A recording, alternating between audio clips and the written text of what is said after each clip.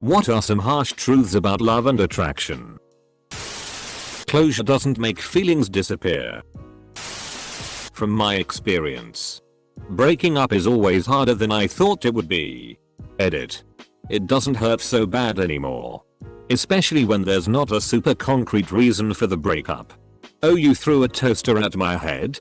Easy breakup. You're slowly ripping my soul out and you're incredibly boring to be around and I have a mild panic attack every time I see I got a text from you? Hard breakup. Love doesn't mean that you'll always agree with each other and will never have an argument. From 500 Days of Summer. Just because she likes the same bizarro crap you do doesn't mean she's your soulmate. Just because you love someone, the person you love and the person who loves you are very rarely, if ever, the same person. Chuck Palahniuk. If true love were common, it wouldn't be the subject of fairy tales. Edit. To give the source of the quote. Also, thanks for the silver. Love is a choice you make every day. Don't follow the butterflies. Those will come and go. Find someone who you think will make a dependable and honest partner. Oh. And if you see crazy coming, cross the street. I don't care how hot they are or how good the sex is. I am saving you heartache. Listen to me and learn from my pain. And I don't care who you are. You know when someone is not good for you. Listen to your gut. You'll always have doubts. It's inevitable. There is no perfect person for you. There is only someone who you can handle the flaws they have. No matter how intelligent or rational you are usually, it all goes out the window once you are attracted enough to someone who will behave in irrational and downright stupid ways. Do things you can't explain. And afterwards wonder what the hell you were thinking. For better or worse, richer or poorer, in sickness or in health, never happens how you planned life. Love is a daily decision to make your relationship more important than all the things that suck about life. Your partner isn't obligated to find you SI by default just because you are with them. You could become a lazy fat slob. Smelly. Change your hairstyle. Anything. They could still love you. But be turned off physically by you. The saddest thing in a relationship that isn't outwardly awful abusive is when someone dates another person because that person likes them. It's like telling yourself that you aren't good enough. So let's settle for this person. I've seen a lot of ruined friendships because one person mistook the attraction of being loved with actually being in love. Your partner is going to be attracted to other people, but as long as she respects you. For a lot of people, love isn't enough and attraction is necessary. Most of the time physical attractiveness is a prerequisite of romantic love. Hard pill for me to swallow tonight. If it's not an enthusiastic hell yes, then it's a no. And I don't mean that just in a result way. Obviously if someone isn't excited about SI times, then you absolutely need to stop. If someone says they want to hang out and blow you off for several hours, then it's a no. Never chase after someone if they don't actively like and show interest in you. You cannot make them. No scheme, strategy or gesture will make them want you, and you cannot change yourself to make them want you. Fortunately, you really, truly don't want to be with someone who doesn't like you just the way you are. Unfortunately, this truth is impossible to believe or fully understand until you have met someone who likes you just the way you are. And that's how dating apps, expensive clothing brands, diet companies, and beauty supply stores stay in business.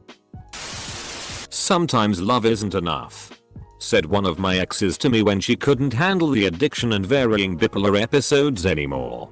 And it wasn't. I'm glad she got out. I was too much to handle before I got treatment. 1. You are usually attracted by someone different from you. That feels new and exotic. But it's usually easier to respect, and thus love, someone who is more akin to you. 2. Attraction comes and goes. But routine is the enemy number 1. In long-term relationships and in marriage, you need to actively swim against the current of routine. You will only bring yourself to do it if you love your partner and yourself. Because it is a constant struggle. Love may well be the port you're trying to dock in. But attraction is more likely to be a siren song than a lighthouse. And like most sailors, you're probably too desperate and a little stupid to tell the difference. You'll probably not find that 10/10 significant other. I could make a whole list for a perfect girl, but realistically, she's maybe not out there. You don't know if she wants to be with you for the rest of your life. That's the scariest thing to me about love. You'll probably not find that 10/10 significant other. I am married to a 10/10. But it's a 10/10 on my scale. Your scale may put her as a 6 or a 7. But on mine she's a perfect 10. The world don't move to the beat of just one drum. What might be right for you? There will be no doubt about your choice of partner. Despite the fact that you love him or her. Sometimes you think, could I have done better? Thing is, the answer is statistically yes. Yes, you could have. But there are 7 billion people out there. And time is limited. So you probably wouldn't have. And that's okay too. Two people falling in love like in the movies is possible but completely accidental, and a lot of people will die never experiencing it. Hollywood movies have really done the culture a f***ing disservice. Best case scenario. You both die at exactly the same time. Normal scenario. One of you dies first, leaving the other alone and heartbroken.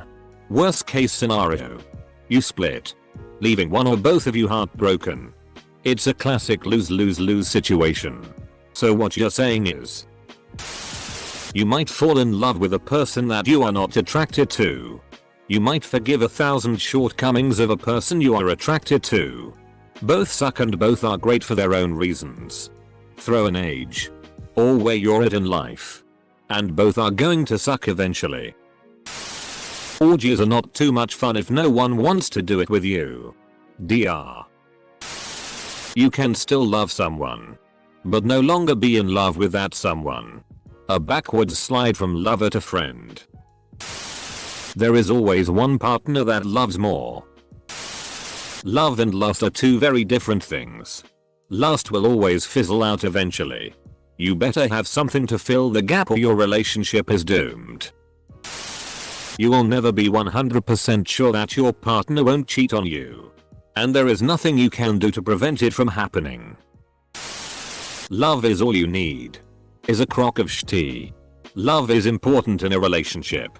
But people can love each other very much and make each other absolutely miserable. There's more to relationships than a feeling. Just because both partners love each other, it does not mean the relationship will last. There isn't always someone for everyone. Edit. Thanks for the gold. There are no guarantees. Promises don't really mean anything to most people. You can have a magnificent connection with someone, but that doesn't mean they want you. And it takes vulnerability to really love someone. No matter how much you love someone, how much you have in common, no matter how perfect you think you are for each other, none of that matters if they don't feel the same way. There is no perfect combination of words or actions that can sway them if they are not interested. Often trying too hard only makes you seem desperate and undesirable. If you don't learn to take no for an answer, you're only going to destroy your friendship. Sorry, Tim. That they still very much could still have leftover feelings for their ex while currently dating you. Ditch your expectations. Sounds fatalistic, but I mean it like. Don't expect your partner to become someone else for you, but cherish who they are. Some people are wonderful during the honeymoon phase only to show their true colors once they have you. Your crush probably doesn't like you back. Sorry, middle schoolers have ruined it. It had to be said. Sorry, middle schoolers have ruined it. It had to be said. Your parents have influenced who you find attractive. Most attractive PPL are genuinely kind and charismatic. Turns out the full package does exist. Those who pretend that looks and personality must always be completely opposed to one another are shallow and bitter. The question shouldn't be how do I find someone who fulfills all of my expectations? But rather how do I find someone compatible with me? Full stop. Incompatible PPL can have the perfect looks and perfect character traits, but if they don't match with your needs and plans, they aren't right for you. 1. Looks do matter. They're not the only thing that matters. But people who say looks don't matter are either liars or fools or trying to soothe your feelings. 2.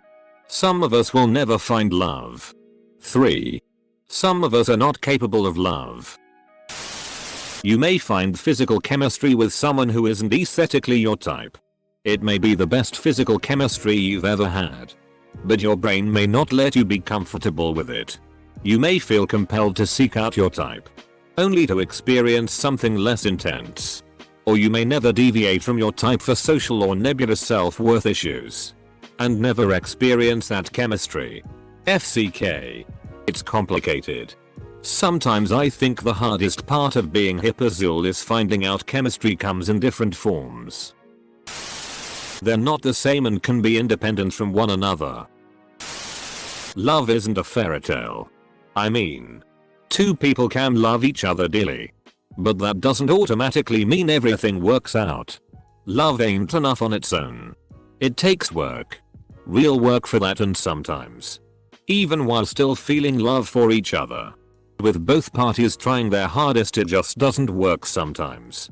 On the flip side, in cases like that, it's never a waste of time. I think most, maybe not all, relationships have something you gain from them in the end.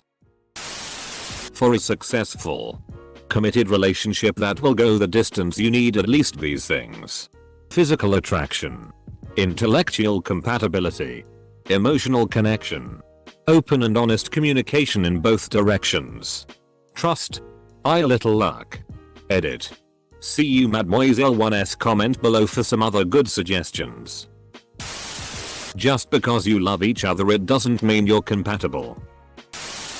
Love, or more to the point, being in love, is a chemical reaction in the brain that can last up to 2 years. This is why at the start of a relationship you find things your partner does cute and quirky, but once the chemical reaction in your brain subsides, they become extremely irritating and annoying to put up with, and can be a major contributor to why a marriage breaks down.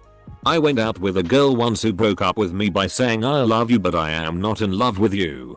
At the time it pissed me off, as I thought, what does that even mean? But I have come to understand what it means over time.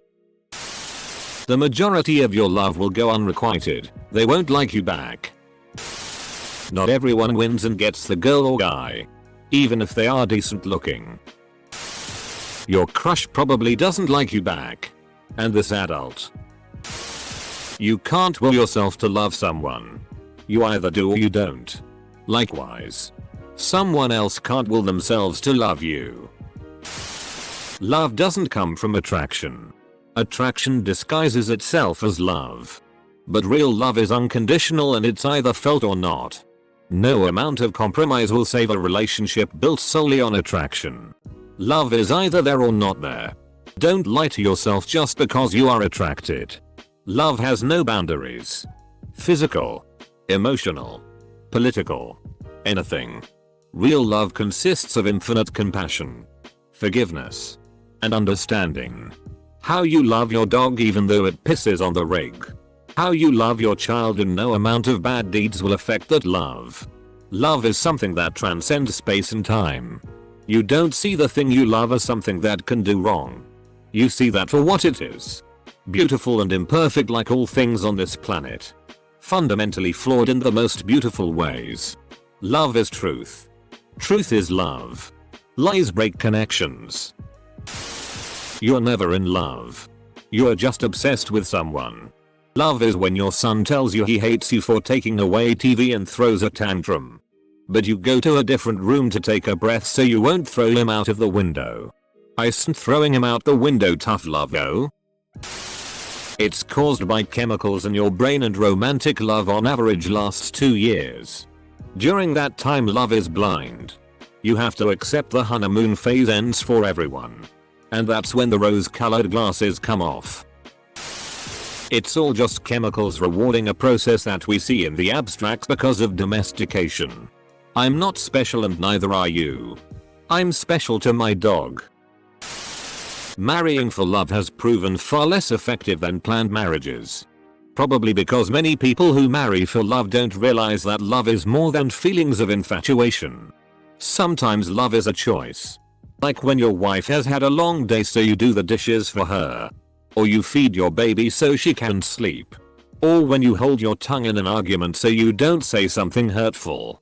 Too often we equate love with these Hollywood-esque emotions and don't realize that love is often hard work. When you look at someone through rose-tinted glasses,